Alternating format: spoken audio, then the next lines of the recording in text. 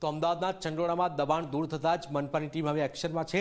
ચંડોળા તળાવની ફરતે વોલ બનાવવાની દિવાલ બનાવવાની કામગીરી શરૂ થઈ ગઈ છે। ફરતી દબાણ ન થાય તે માટે આ દિવાલ બનાવાઈ રહી છે। 3 કરોડના ખર્ચે 5 કિલોમીટર વોલ બનાવવાનું કામ મંજૂર થઈ ગયું છે। કાટમાળ ખસેડીને ખાડા ખોડીને પ્રી કાસ્ટ વોલ તૈયાર કરાશે। ડિમોલિશનના દિવસે સીએમની અધ્યક્ષતામાં બેઠકમાં જ આ નિર્ણય લેવાયો હતો। ફરીથી લોકો ઘૂસી ન જાય એના માટે આ દિવાલ બનાવાશે। 5 કિલોમીટરની આ દિવાલ રહેશે। ચંડોળા તળાવ કારણ કે ફરીથી જે લોકો હોય છે, ઘૂસણખોરો હોય છે, ફરીથી અહીંયા આવે છે અને ફરીથી પોતાનું સામ્રાજ્ય અહીંયા ઊભું કરે છે। પણ આ વખતે આ દિવાલ બનાવવાની શરૂઆત થઈ ચૂકી છે।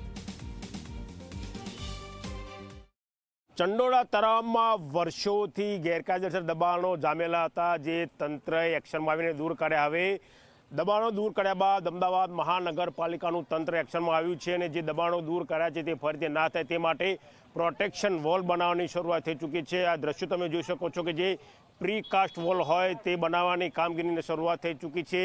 3 કરોડ રૂપિયાના ખર્ચે 5 કિલોમીટર લાંબી પ્રીકાસ્ટ વોલ બનાવવાનું કામ મંજૂર થયું છે, જેની કામગીરીનો શુભારંભ થઈ ગયો છે। મહત્વનું છે કે મુખ્યમંત્રી સાથે જે બેઠક થઈ તેમાં તાકીદ કરવામાં આવી હતી કે દબાણો થયા બાદ તે ફરીથી થઈ જતા હોય છે। હવે જો દબાણો દૂર કર્યા છે તો તે ફરીથી ના થાય તે માટેનું આયોજન મહાનગરપાલિકાએ હાથ ધર્યું છે। આ દ્રશ્યો તમે જોઈ શકો છો કે જે તંત્ર છે તે તંત્ર એક્શનમાં આવ્યું છે અને પ્રીકાસ્ટ વોલ બનાવવાની કામગીરી શરૂ થઈ ચૂકી છે।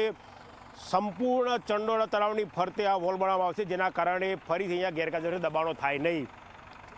કેમેરા પર્સન તુષાર શાહ સાથે ગૌરવ પટેલ, ઝી મીડિયા, અમદાવાદ।